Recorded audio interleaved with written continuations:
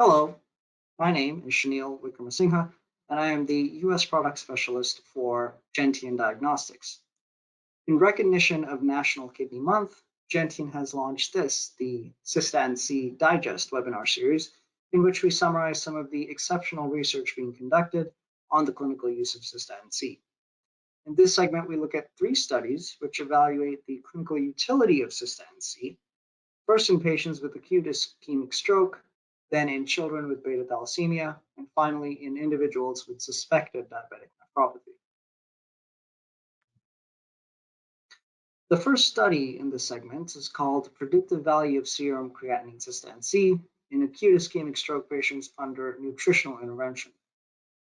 This was published by W. Liu and colleagues in the Journal of Nutrition, Health, and Aging.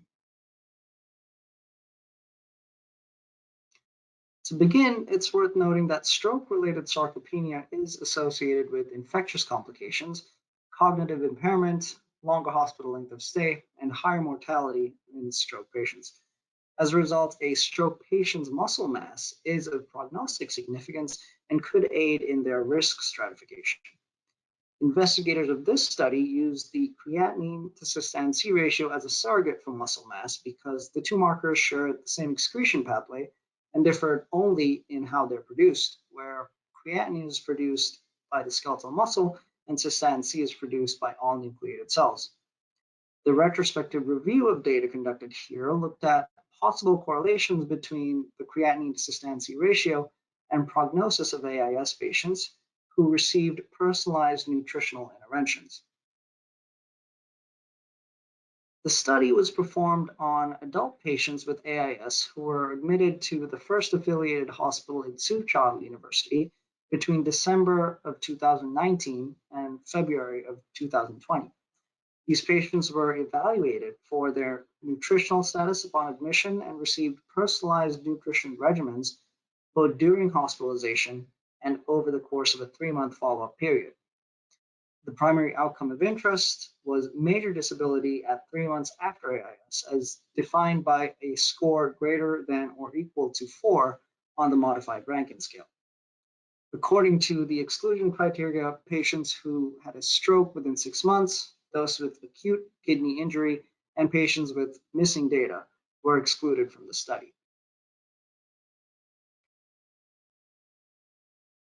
For the 217 patients that met the study criteria, investigators noted that the creatinine to cystatin C ratio was significantly correlated with the National Institute of Health Stroke Scale at discharge, the 1-month modified Rankin score, and the 3-month modified Rankin score.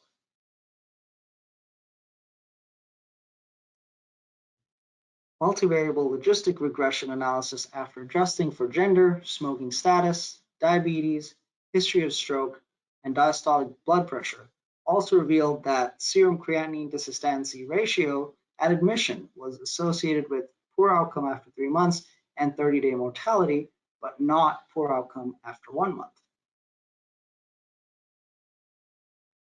Based on these findings, the authors concluded that the creatinine to cystatin C ratio could be used at admission to predict 30-day mortality and long-term poor prognosis in AIS patients. The authors did, however, mention that the data from this study should be interpreted with some caution due to the relatively small sample size, the retrospective bias inherent in the study design, and because the association between the creatinine to cystatin C ratio and muscle mass was not evaluated in this study. The second study in the segment is called Assessment of Subclinical Renal Glomerular and Tubular Dysfunction in Children with Beta Thalassemia Major. This was published by A. Mahmood and colleagues in Children.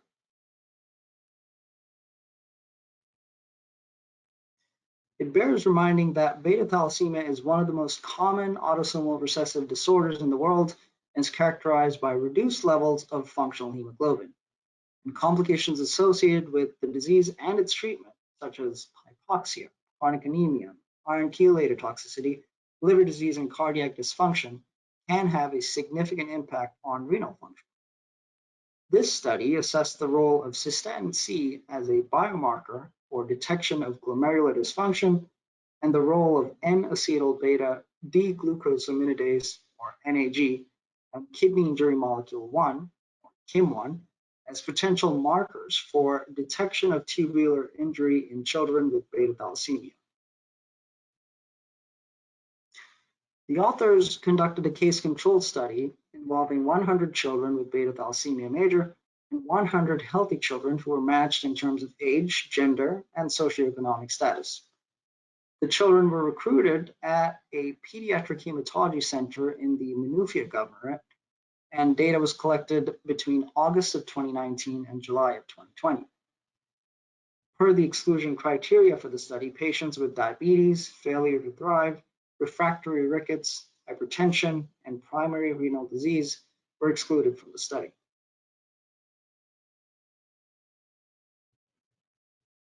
Results showed that serum cystatin C, urinary NAG, KIM1, urinary NAG to creatinine ratio, and urinary KIM1 to creatinine ratios were all elevated in beta thalassemia patients relative to their controls.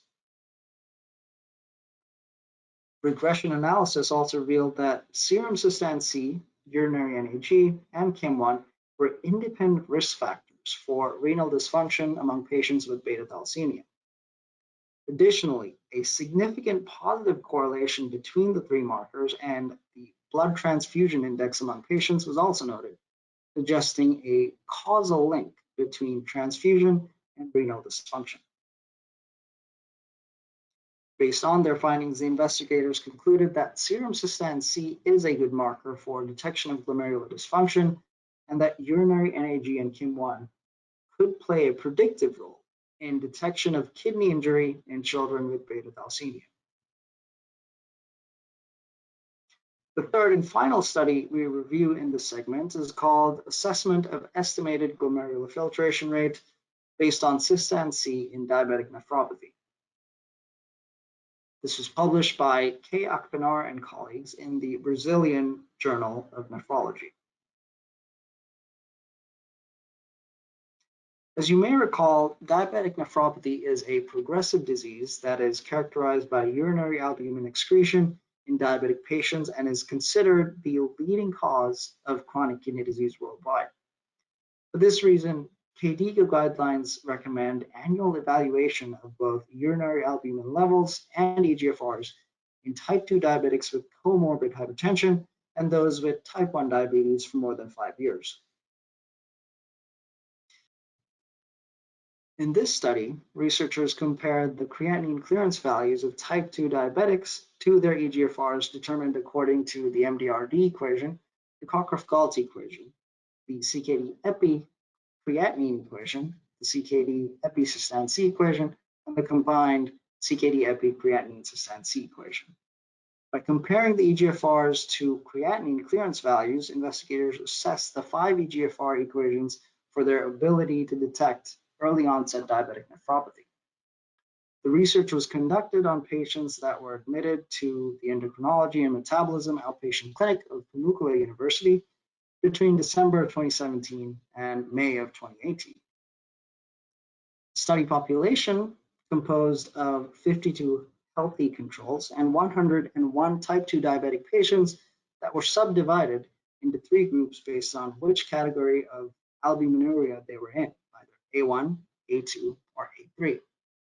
Patients who used corticosteroids, had a BMI greater than 35, were pregnant, had renal diseases other than diabetic nephropathy, and those with thyroid disorders were excluded from the study. Results showed that among the 5 different equations, only the CKD-EPI cystatin C eGFR was significantly lower in the A1 group than the controls.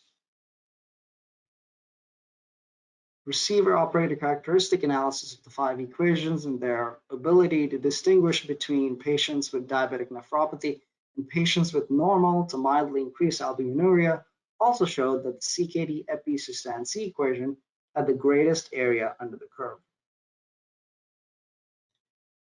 The authors concluded from this data that relative to eGFRs derived from the other 4 equations, the CKD-EPI cystatin C based eGFR had a better predictive value for diabetic nephropathy and could be useful in detecting early disease onset.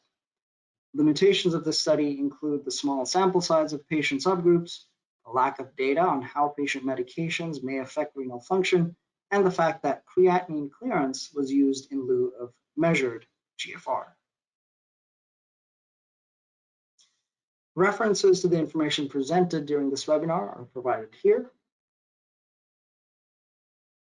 Before we end this edition of the webinar series, I would like to remind you that Gentian's platform-agnostic Cystatin-C assay has been both CE marked and FDA 510(k) cleared as of 2008. It has also been standardized against the human certified reference material for Cystatin-C, which was developed by the International Federation of Clinical Chemistry and Laboratory Medicine. The random access workflow capabilities available on most automated platforms also means that this test can be performed with lead times as low as 10 minutes. For more information about Cystatin-C and the Gentian Cystatin-C immunoassay, please contact us at marketing@gentian.com. Thank you.